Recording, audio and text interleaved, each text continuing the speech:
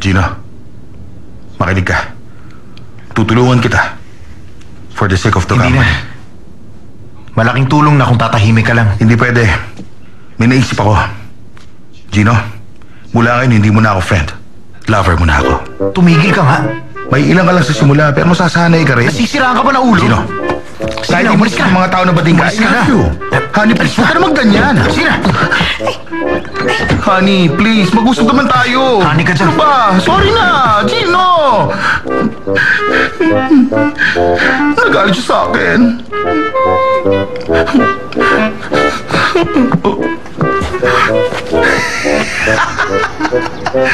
Grabe, nakakatawa sila.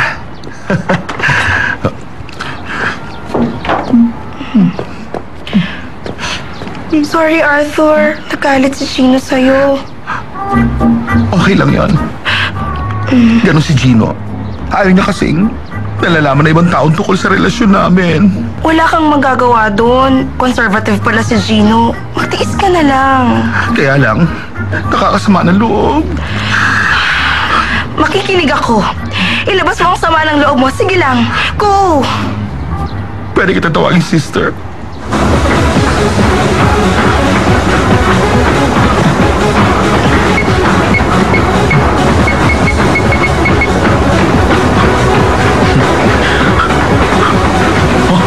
Hi! Kayo ang director ng Dam Art Museum, di ba?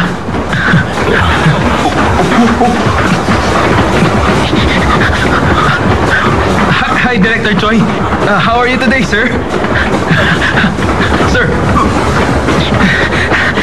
What a coincidence to see you here! Kayo si Director Choi ng Dam Art Museum, di ba?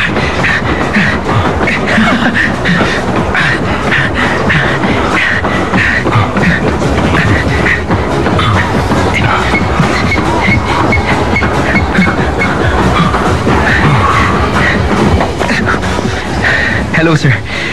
I'm Charlie Han. I'm from Mirai Construction. Hello. Nakita ko kayo, kaya nga naisip kong lumapit. Maswerte kung nakasabay ko kayo. That's good. Enjoy your workout. Sir. Si Lizzie nga pala. Naikwento kayo sa akin. Alam ko, sir, na malaking kahihiyan yung nangyari nung kasal namin.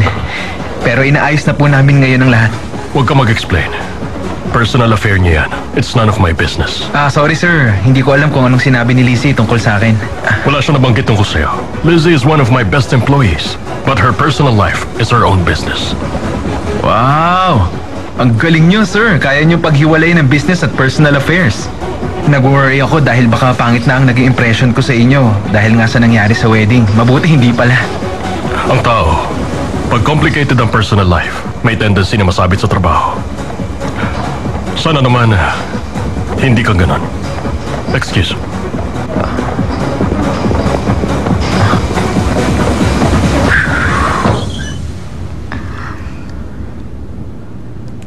Di ba sinabi ko na sa'yo na huwag kang magsasalita tungkol sa kabadingan? Sorry na.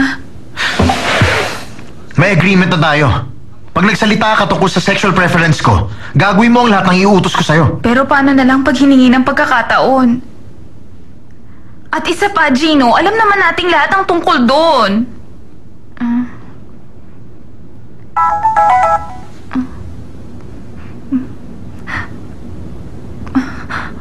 Pwede ko bang ibaba ang mga kamay ko? Paano kung ayokong pumayag?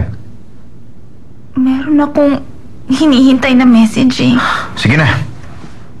Pero hindi na kita patatawarin sa susunod.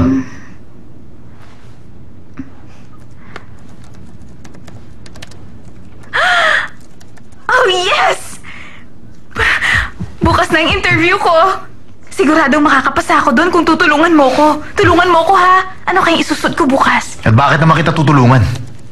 Sorry na po. Tingnan mo, naiiyak na ako. Ay, bakit ko ba ginagawa to? Siguradong matutuwa ang boyfriend mo kung kasama natin siya ngayon. Gino, salamat. Masaya ako na nandito ka.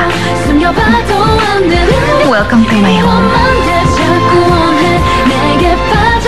Sabi mo pa maganda yun ang mukha. nabulok yung itlog? Patay!